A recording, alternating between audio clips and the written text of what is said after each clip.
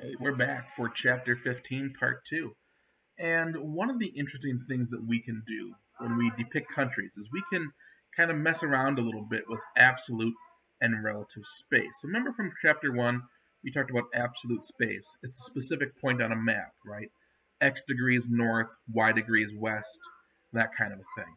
But remember that when we show a map, as I discussed with you, map projections have to distort the Earth. A three-dimensional thing, like a globe, can never be truly accurate on a two-dimensional piece of paper. So projections of maps already distort surfaces. Remember played around, I showed you Greenland, which looks huge, but if you drag it to the equator, it's actually roughly the same size as Mexico.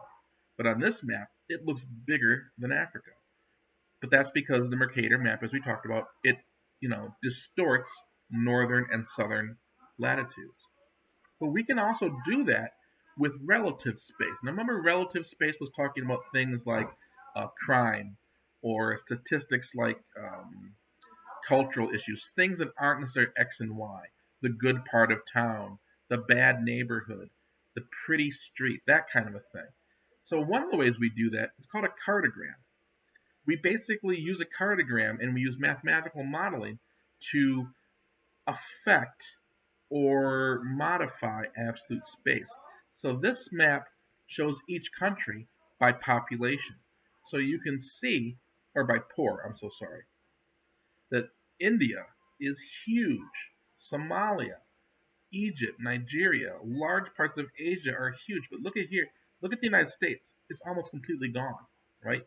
Mexico's a little bit bigger, but South America pretty small. So it just shows you that these areas have more poor. So you can use these for many things. And right away, what's interesting about this is you get a clear image of where the world's poor are located, right through here in Asia. And you can see by relation how few people are poor in Europe and North America. So cartograms do that quite interestingly.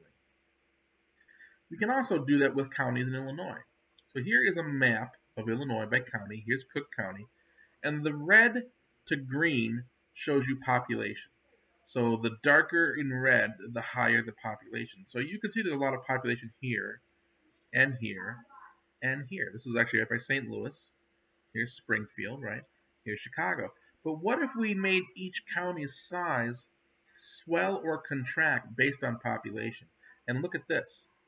You can see that in Illinois, Chicago, Cook County, and the suburbs of Lake, DuPage, and Will are just the vast majority of people live in Illinois. Even though there are other large populations, more than half of the people in Illinois live right here. And so this really gives you a sense of that. Okay? So states are often unequal.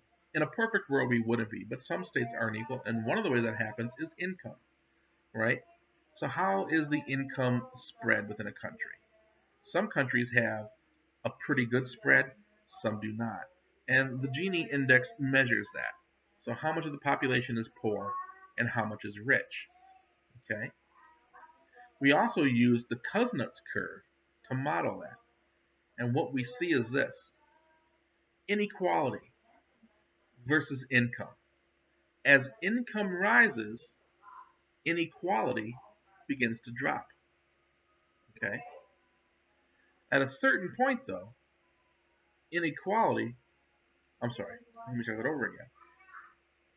If you start here as a farming country with no factories, very poor, right? You have not that much inequality because most everybody is poor. You might have a few rich people like the king and some knights, right? But for the most part, everyone is a poor farmer. But as income rises, inequality goes up. And so think about the United States in the 1800s as more and more factories were opened, right? And you had more and more factory workers making very little, but you had more and more managers. So income went up on the average, but it wasn't evenly spread.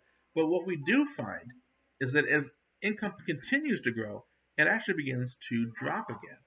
Whereas up until the 1970s and 80s, we saw income being more evenly distributed. In other words, the gap between the richest and the poorest person was shrinking on the back side of the Kuznets curve. Okay? And we often see this reflected in political stability. If there is a huge gap, if you have a lot of people who make nothing and many who make a few, that is a recipe for political instability. Because the more people who make less see that the few make the rich, basically that's when you have revolutions. If it gets too bad, if you have it to the point where the vast majority are suffering and not having the full share of income, they see that, and that leads to revolution. So this talks about how as incomes rise, countries tend to be more stable. Okay. We can also see within states this can vary by social group, the inequality. And so a really strong measure of that is infant mortality. So we've talked about this, the measurement of how many children die before the age of 5. And what we see in this United States, right, is that when we look at people who are poor, less than 15,000 a year, they have higher rates, but it's highest for people who are black, then Latino, then white. But if people start making more money, so they start making over $50,000 a year, what we notice is, you can't see it here, but the inequality, the infant mortality rate drops from 7 to 4 for people who are white, from 7 to 6 for people who are Latino, and from 13 to 12. So there's a much smaller drop. Not only do people who are poor have a harder life, in other words, but we also see by different racial groups. And this is something that we actually can measure in a lot of different ways. Educational attainment is traditionally lowest among people of color, and African Americans the most. Um, Home ownership, that kind of issue. And so when you look at that, right, they say that we have to amend the Kuznets curve because in countries like the United States, we were here until we entered the service economy. And now the Kuznets curve, and you can't see my face, is going back up again. So even though income in our country is beginning to rise, it's rising on the most part. The average income in the United States is rising for the most part because we now have people who are super rich, who are billionaires 3, 4 times over, multi-billionaires. The average amount of people actually have seen their incomes decline. And the average income for people who are working class, who are less than billionaires in the United States, if you adjust for inflation, has stayed the same since the 1970s. The only real reason we have the rise is we have a very few number of people who are super rich. And so that is going to lead back to another issue here. That's the worry, where the Cousins is back up here, where you have a high level of inequality, which leads to political instability. Another dimension are the ways that countries are organized politically. What types of political organizations do they have? And so, in other words, how are they run? So, a totalitarian state is a state where the government tells you what to do and you don't have a choice. That would be something like North Korea. Okay, very strong government, and the people do what they are told, and if not, you either are put into jail or into a re-education camp. You don't have a choice. You can't vote someone else in power. Going down a step below that would be authoritarian states. So a good example of this is Russia. Russia has a very strong government, and Vladimir Putin is pretty much in charge. But it's not complete blind control. There is the illusion of democracy, if you will, right? But for the most part, they are in charge. So they're not quite a dictatorship, but close to it. And then you have the democracies. And here you have a government that is more or less accountable. And not all democracies are perfect, some are more than others, but you have a little bit more accountability to the people they govern. So these are kind of I guess you'd say, a scale. It isn't like you are this, this, and this. It's kind of a gray scale, right? You kind of go from one to the other. So they call that the democracy index. They look at several variables, such as civil liberties. Do people have the right to vote? Does everybody have the right to vote? Is it limited by age or by sex? And then they also look at voter turnout. How many people actually turn out and vote? Because you may have the right to vote, but if you're not able to do so, or feel that your vote doesn't count, in many ways you're not voting. We look at things like, the ability to address your government. Can you file a comment? Can you protest? How often do people actually participate? Kind of a little side note, there are some governments that are unofficially kleptocracies. And the main goal of the government is to enrich the political elite. And think about this, kleptocracy. That's the word klepto, like kleptomaniac. This is basically saying that the government is stealing from the country to feed the rich. And so these are countries where you see that in order to get a house built, you have to pay a bribe to every person in the local government. If you're stopped by the police, you have to pay a bribe or you get taken into jail right away. Right? By the way, these classifications they can change. Russia was a totalitarian state under communism up until 1986-87. It began to loosen the reins. It became an authoritarian state.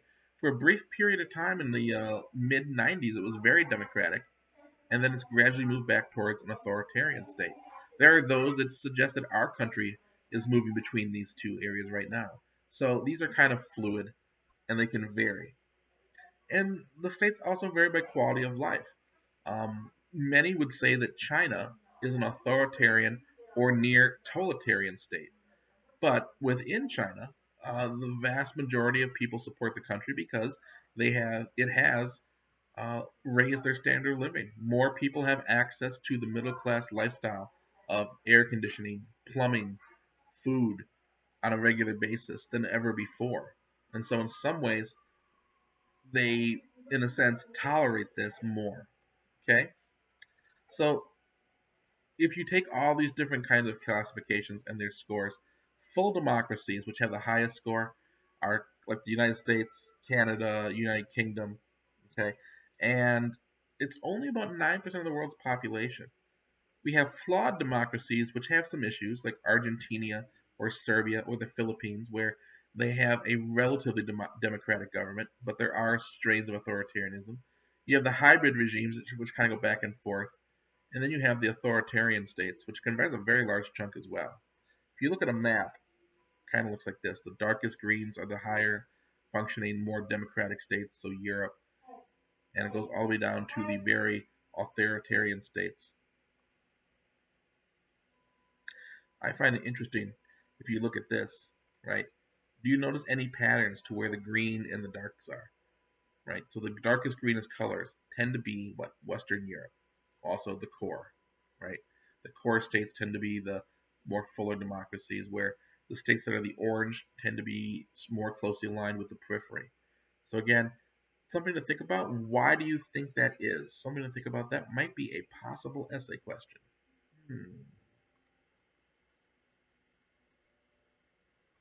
All right, I'm going to pause right here.